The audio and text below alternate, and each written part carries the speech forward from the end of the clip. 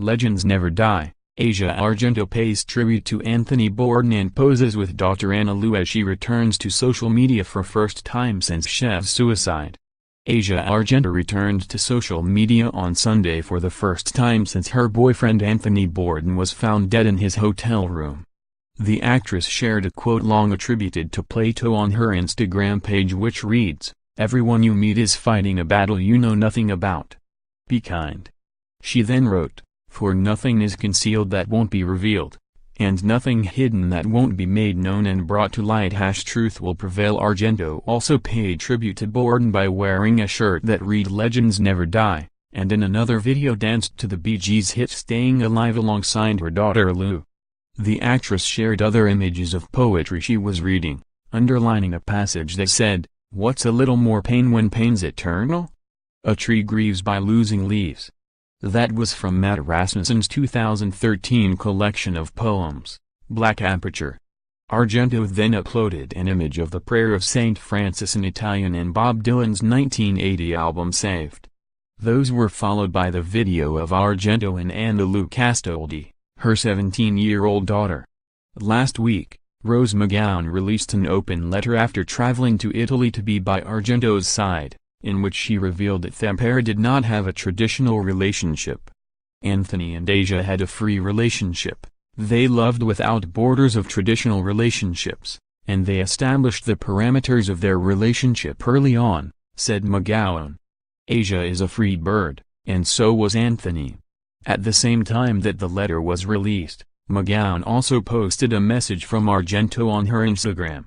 "On behalf of me and all who are hurting because of this unfathomable loss, I have asked the strongest woman I know, Rose McGowan, to be my voice, to help me shoulder this burden and write truth. Read the message. Please read these words and have mercy on our pain."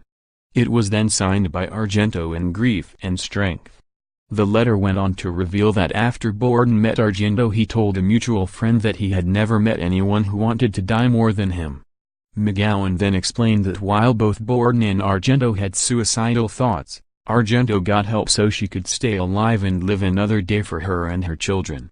Anthony's depression didn't let him, he put down his armor, and that was very much his choice, claimed McGowan. This letter came just 1 week after photos emerged of Argento strolling the streets of Rome with journalist and close friend Hugo Clement.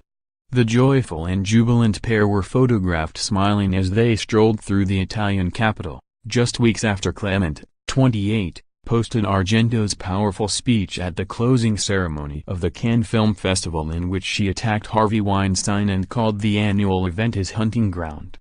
Photos show the friends embracing and smiling just days before Weinstein's indictment on 2 counts of rape and 1 count of criminal sexual act. Clement is a journalist with Conbini News, and has done a number of well-respected pieces for the agency, most recently on the famine in Congo, the livestock industry in France and the threats facing gay men in Tunisia. Sitting across from me is the remarkable human and brave survivor, Asia Argento, who has been through more than most could stand, and yet stand she does, wrote McGowan at the start of the letter. She stood up to her monster rapist, and now she has to stand up to yet another monster, suicide. The suicide of her beloved lover and ally, Anthony Bourdain. I write these truths because I have been asked to. That person appears to have been Argento, whose name is signed alongside McGowan at the end of the note. McGowan also claimed that Bourdain did seek some help prior to his death, but then chose to ignore the recommendations of a medical professional.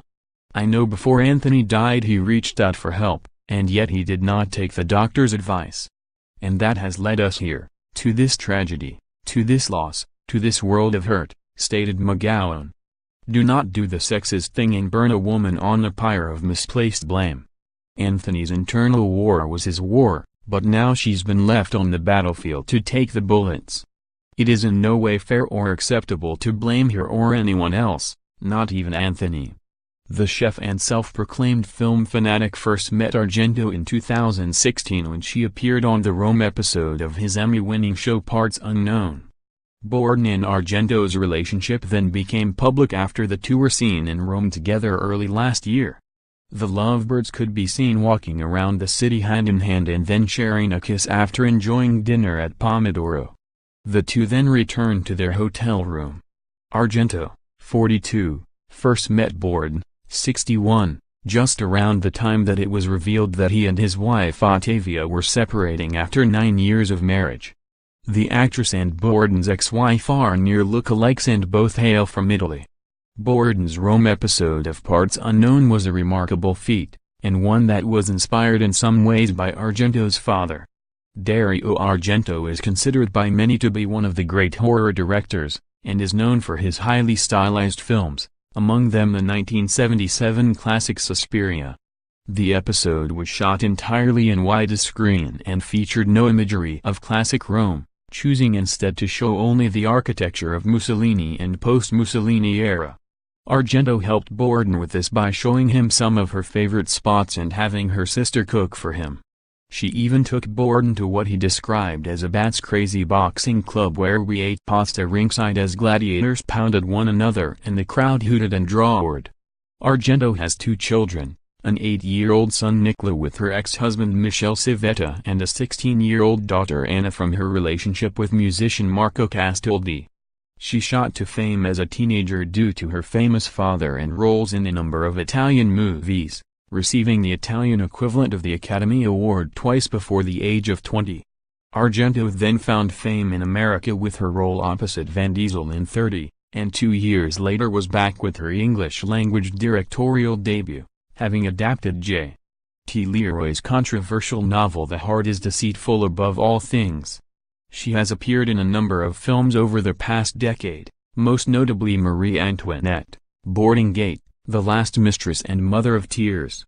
In 2014 she premiered her film Misunderstood at the Cannes Film Festival, which she wrote and directed, telling the press that she was done with acting.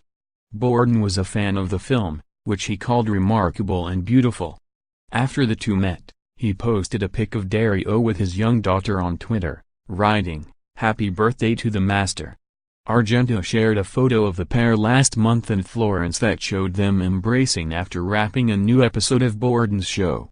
It would be the last public photo of the two together. For confidential help, call the National Suicide Prevention Lifeline at 1-800-273-8255 or click here for confidential support on suicide matters in the UK. Call the Samaritans on 0845 90 90 90.